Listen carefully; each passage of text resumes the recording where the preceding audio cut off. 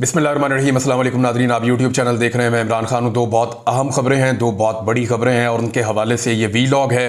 सबसे पहली खबर जो है वो मैंने आपसे कहा था कि रावलपिंडी के अवाम ने जिस किस्म का रेजिलियंस का मुजाहरा किया और जिस तरह सारा दिन उन्होंने मार खाई, सारा दिन वो आंसू गैस की शेलिंग बर्दाश्त करते रहे, इवन रियल बुलेट्स भी चली हैं, लोगों को रबड़ की गोलियां मारी गई, फिर भी लोग हार नहीं मान रहे थे और लोग तमाम रुकावटें हटाकर पहुंच गए थे लियाकत बाग तक।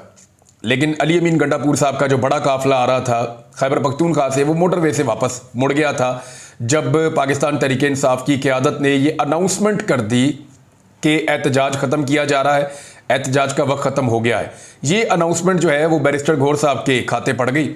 और अब सूरत हाल क्या है वो मैं आपको बता देता हूँ कि इमरान खान साहब का वो रद्द-ए-अमल, जिसके बारे में मैंने कहा था कि हकीकी बात तभी पता चलेगी जब पाकिस्तान तहरीक इंसाफ के बानी चेयरमैन इमरान खान साहब और साबिक वज़ीर-ए-आज़म जेल से अपना मौक़िफ़ देंगे और उन्हें यह मौका मिल जाएगा मंडे वाले दिन। और यही हुआ कि आज पीर वाले दिन इमरान खान साहब से जब मुलाकात की आज़म सवाती साहब ने, तो इमरान खान साहब ने फिर अपना मौक़िफ़ दिया इस बारे में। जो हेडलाइन है इसकी वो ये है कि बैरिस्टर गौहर बुज़दिल आदमी है, उसे फारिग करें। इमरान खान पिंडी एहतजाज ख़त्म करने पर शदीद गुस्से में। अब इमरान खान साहब ने कहा कि रावलपिंडी में एहतजाज खत्म करने पर पीटीआई की आदत पर शदीद गुस्से का इजहार किया इमरान खान साहब ने और बैरिस्टर गौहर को पार्टी चेयरमैन के ओहदे से हटाने का हुक्म भी दिया है। अडियाला जेल में पाकिस्तान तहरीक इंसाफ के रहनुमाओं से इमरान खान साहब गुफ्तगू कर रहे थे। इमरान खान साहब ने सवाल किया कि एहतजाज मुअख्खर करने का फैसला किसका था, जिस पर आज़म सवाती ने उन्हें बताया कि चेयरमैन पाकिस्तान तहरीक इंसाफ बैरिस्टर गौहर ने एहतजाज मुअख्खर करने की कॉल दी थी। आज़म सवाती ने इस मामले पर इमरान खान साहब को ब्रीफिंग देते हुए बताया कि हमारा एहतजाज बड़ा ज़बरदस्त था, लोगों ने मज़ामत की और शाम तक लड़ते रहे। जिस पर इमरान खान ने उनसे पूछा कि अगर एहतजाज कामयाब था तो मुअख्खर क्यों किया गया। आज़म सवाती का जवाब सुनकर इमरान खान ने बरहमी का इजहार किया और हुक्म दिया कि बैरिस्टर गौहर बुज़दिल आदमी है, उसे फारिग करें। दौरान ब्रीफिंग इमरान खान ने आज़म सवाती पर भी बरहमी का इजहार किया और उनसे पूछा कि क्या आपको यहां सफाइयां देने के लिए भेजा गया है। इमरान खान ने पार्टी रहनुमाओं को हदायत की कि अगले जुम्मे को डी चौक पर एहतजाज की कॉल दें। अच्छा, आज़म सवाती साहब को ये जो सफाइयां देने के लिए आपको भेजा गया, ये इमरान खान साहब ने किस कॉन्टेक्स्ट में कहा, ये मैं आपको बता देता हूं। आज़म सवाती साहब जो हैं वो बैरिस्टर गौहर से ज़्यादा अली अमीन गंडापुर साहब के करीब हैं और इमरान खान साहब को यह लगता था कि अली अमीन गंडापुर साहब किसी सूरत पीछे नहीं हटेंगे और ना उन्हें हटना चाहिए था। अगर बैरिस्टर गौहर ने कोई गलत फैसला किया था तो अली अमीन गंडापुर साहब को उनका फैसला बदलाने के लिए जोर डालना चाहिए था और यह कहना चाहिए था कि मुझे इमरान खान ने कुछ और अहकाम दिए हुए हैं। लेकिन जो उस रात हुआ वो मैं आपको बता देता हूं कि अली अमीन गंडापुर साहब से रब्ता किया था पाकिस्तान तहरीक इंसाफ की मरकजी क़यादत ने, यानी जिनमें बैरिस्टर गौहर शामिल थे। तो इसमें जो है वो बैरिस्टर गौहर साहब ने यह कहा कि अली अमीन गंडापुर साहब आप अनाउंस कर दें कि एहतजाज खत्म हो गया है। तो उन्होंने इस बारे में साफ इनकार कर दिया था उस वक्त और उन्होंने कहा नहीं जी नहीं, अनाउंसमेंट आप ही करें। यानी ये अनाउंसमेंट मैं कैसे कर सकता हूं, मैं तो निकला हूं और पहुंच रहा हूं लियाकत बाग, तो ये आप अनाउंसमेंट करें तो अब यहां से वापस चले जाएंगे। तो उस वक्त लड़ाई इस बात की नहीं थी कि एहतजाज खत्म क्यों करवाया जा रहा है, लड़ाई इस बात की थी कि एहतजाज खत्म करने की अनाउंसमेंट कौन करेगा। तो ये एक आखिरी रुकावट थी जहां पे अली अमीन गंडापुर रुके हुए थे और उनके कुछ लोग उस रुकावट को क्रॉस कर गए थे। यानी अगर वो थोड़ी और शायद मेहनत करते तो ये रुकावट दूर हो जाती। यहीं पे जो है कुछ पुलिस वाले भी हत्थे चढ़ गए थे पाकिस्तान तहरीक इंसाफ के कारकुनों के, जिनको इज्जत के साथ जो है वो रिहा किया गया, उनको रेस्क्यू किया गया। ये अली अमीन गंडापुर साहब ने ये कहानी भी आपको बताई है। अब मामला यह है कि इमरान खान साहब शदीद गुस्से में हैं और उन्होंने इसीलिए कहा कि आपको यहां पर सफाइयां देने के लिए भेजा गया है और ये बड़े गुस्से की अलामत है इमरान खान साहब की।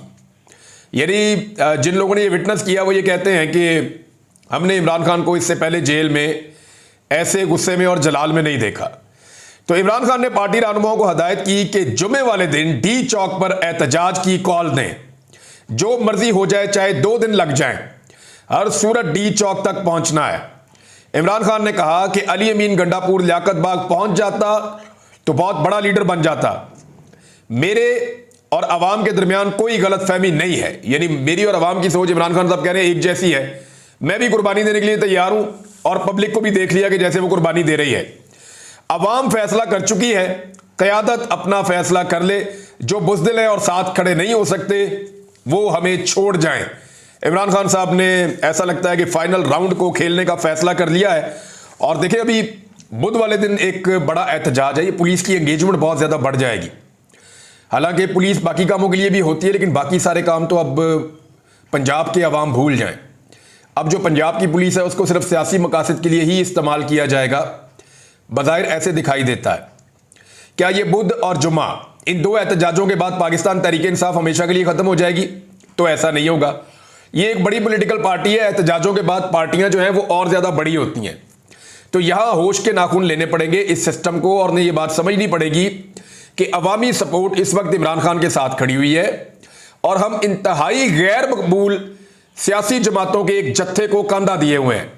और ये जो सियासी जमातों का एक जत्था है जो बहुत गैर मकबूल है, ये अवामी मसाइल हल भी नहीं कर सकता। तो ये तजर्बा गलत हो गया, इसको तस्लीम कर लेने में पूरे पाकिस्तान की भलाई है। लेकिन अब देख लेते हैं कि सिस्टम फैसला क्या करता है। बहरहाल सिस्टम को एक नए चैलेंज का सामना है। बुध वाले दिन 3 बड़े शहर पंजाब के, मुल्तान, फैसलाबाद और मियांवाली, इन तीनों शहरों में पाकिस्तान तहरीक इंसाफ की बहुत ताकत है। फैसलाबाद वो शहर है जहां पूरे शहर के अंदर पाकिस्तान तहरीक इंसाफ ने तकरीबन सारी सीटें जीती हैं। यहां तहरीक इंसाफ का तोती बोलता है। ताजरों की हमायत याफ्ता जमात नून लीग को यहां से बदतरीन शिकस्त हुई है।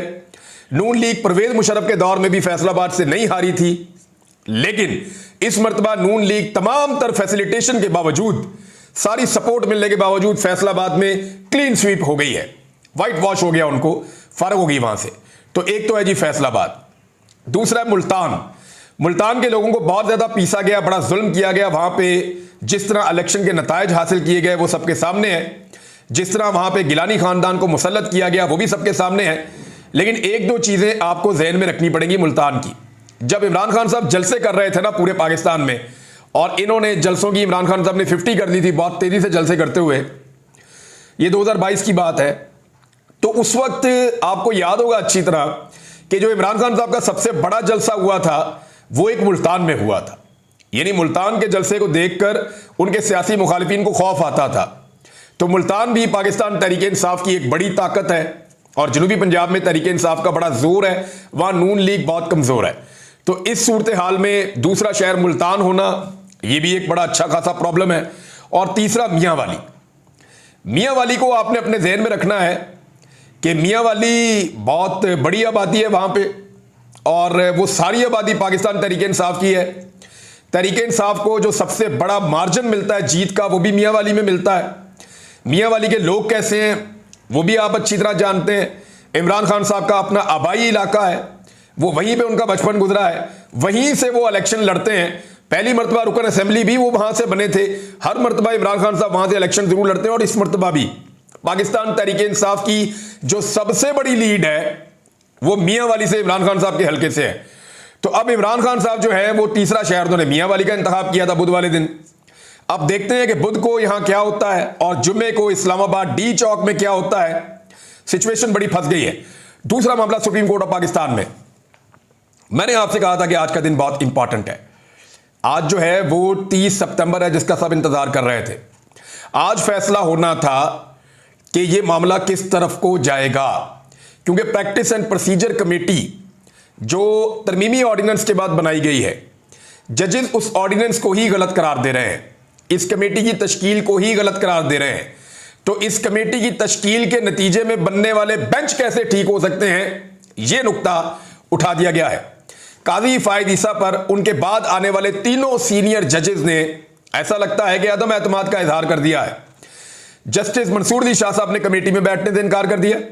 जस्टिस मुनीब अख्तर साहब बेंच के अंदर नहीं बैठे, और जस्टिस याया अफरीदी साहब ने भी कमेटी के अंदर बैठने से इनकार कर दिया।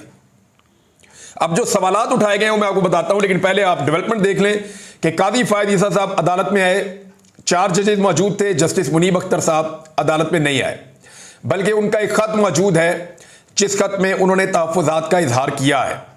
उन्होंने क्या कहा, लेकिन इससे पहले जरा कार्रवाई आप देख लें। वहां पे अली जफर साहब आए, उन्होंने कहा जी फुल कोर्ट बना दें। अब मजे की बात यह है कि 63A वाला जो फैसला है, इससे पहले जब 2 साल पहले आया था तब पूरी की पूरी नून लीग, पूरी की पूरी पीपल्स पार्टी, फजलुर रहमान साहब की पार्टी, MQM, सारी पाकिस्तान की पॉलिटिकल पार्टीज कहती थी कि फुल कोर्ट बनाएं, फुल कोर्ट बनाओ, बोने जजो फुल कोर्ट बनाओ, उस वक्त ये कहते थे। और सारे सहाफ़ी भी यही कहते थे फुल कोर्ट बनाएं, ये आइन की तशरीह का मामला है, फुल कोर्ट बनाएं, सारे यही कहते थे। लेकिन उस वक्त जस्टिस उमर ता बंदयाल साहब ने फुल कोर्ट नहीं बनाया और पाकिस्तान तहरीक इंसाफ कहती थी ये जो जज बैठे हुए यही ठीक है, फुल कोर्ट बनाने की जरूरत नहीं है। और अब ऐसा वक्त आ गया है कि पाकिस्तान तहरीक इंसाफ फुल कोर्ट का तकाजा कर रही है और वो सारी जमातें जो फुल कोर्ट के लिए जो छलांगे मारती थी, वो सारी जमातें जो कहती थी फुल कोर्ट बनाए, वो अब फुल कोर्ट बनाने से पीछे हट रही हैं।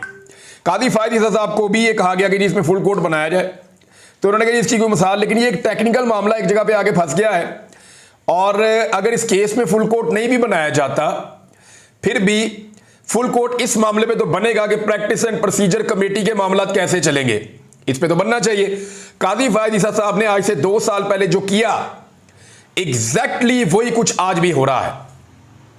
यानी अगर आप अप्रैल 2023 की बात कर लें, 1.5 साल पहले की, तो उसमें कादी फायद ईसा साहब ने मिलिट्री कोर्ट वाले एक बेंच में बैठने से इनकार कर दिया था, ये कहते हुए कि जब तक प्रैक्टिस एंड प्रोसीजर कमेटी के हवाले से फैसला नहीं हो जाता, मैं किसी भी बेंच की तश्कील को नहीं मानता और मैं बेंच के अंदर नहीं बैठूंगा। तो आपको याद होगा कि कादी साहब ने अपने आप को बेंच में से अलग कर लिया था। लेकिन जस्टिस मुनीब अख्तर साहब कादी साहब की तरह जज्बाती नहीं है, उन्होंने बहुत टेक्निकल काम किया है। और टेक्निकल काम क्या है वो मैं आपको बता देता हूं। उन्होंने जस्टिस मुनीब अख्तर साहब ने कुछ नुक्ते उठाए, जिनमें उनका एक नुक्ता तो ये है कि ये जस्टिस बदर आलम मियां खेल साहब कैसे बन गए जी इस कोर्ट के मेंबर। हालांकि ये पिछले बेंच में शामिल जरूर थे, लेकिन ये इस बेंच के मेंबर नहीं बन सकते क्योंकि ये तो एडहॉक जज हैं।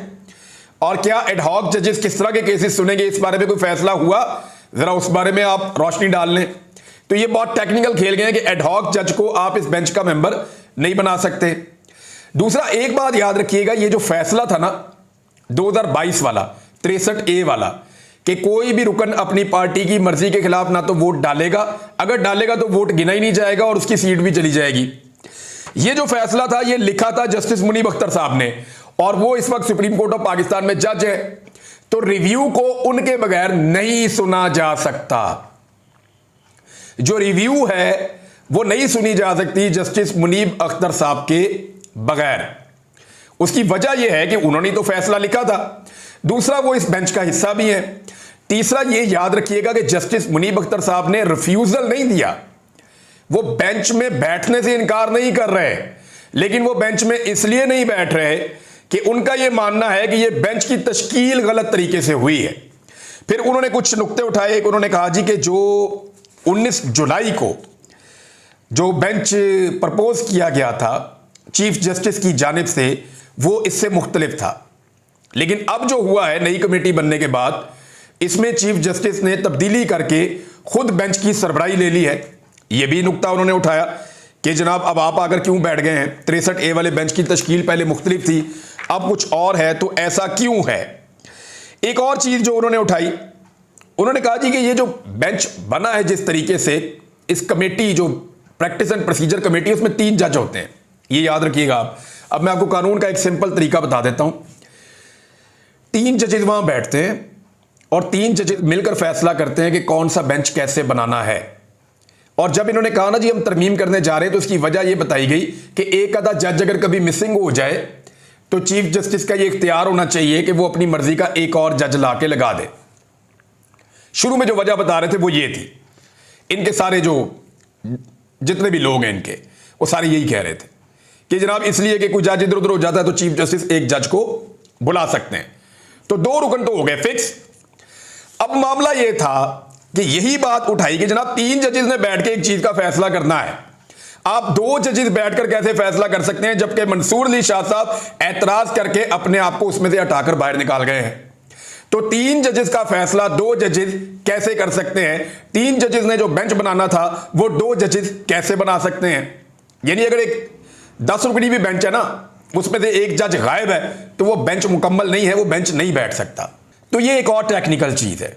और जो जस्टिस कादी फायद ईसा साहब ने मंसूर अली शाह साहब को जवाब लिखा, उस पर भी बड़ा एतराज़ किया मुनीब अख्तर साहब ने, और वो जवाब जो है वो टेक्निकल जवाबात के बजाय इल्ज़ामात थे। जो मुनीब अख्तर साहब से लगे, और उस पर उनको अफसोस तो होगा, वो सीनियर जज हैं और उन्हें बड़ी तकलीफ भी हुई, तो उन्होंने उसका भी बताया कि जी ये भी गलत हुआ है। तो देखें अब मामला आकर कहां फंस गया है। जस्टिस मुनीब अख्तर साहब ने अपने आप को बेंच से अलग नहीं किया, वो बेंच के अंदर मौजूद हैं और उनको जबरदस्ती बेंच से अलग किया नहीं जा सकता, क्योंकि जब एक बेंच बन जाता है तो उस बेंच को तोड़ना तब तक मुमकिन नहीं होता जब तक कि कोई जज उस बेंच से आज खुद अपने आप को अलग ना कर ले। तो एक तो जस्टिस मुनीब अख्तर साहब ने अपने आप को अलग नहीं किया, तो बेंच तो टूटा नहीं, बेंच मौजूद है और काजी फायद ईसा साहब कहकर गए हैं कि हम उन्हें बनाएंगे, उनको बुलाएंगे।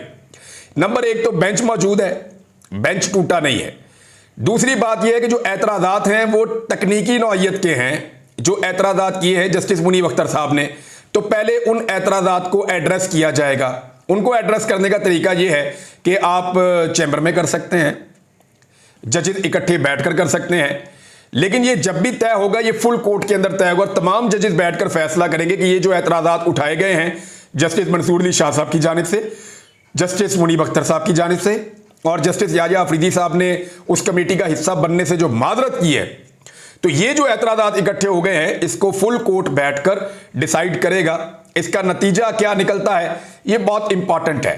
तो काजी फायद ईसा साहब के लिए मुश्किलात तो है, लेकिन वो बहुत जल्दी में लग रहे थे और ऐसा लग रहा था कि जो केस पिछले 2.25 साल से पेंडिंग पड़ा हुआ है, 2.25 साल हो गए ऑलमोस्ट, तकरीबन 25-26 महीने हो गए हैं, जो केस पिछले 26 महीने से पेंडिंग पड़ा हुआ है, 26-27 महीने हो गए बल्कि, जो केस पेंडिंग पड़ा हुआ है जिसको नहीं सुना जा रहा, आज ऐसा लगता था कि काजी साहब को इतनी जल्दी है कि फौरी तौर पे इसको सुन लिया जाए और अदालत का माहौल भी यही बता रहा था, लेकिन ऐसा इतनी जल्दी होगा नहीं।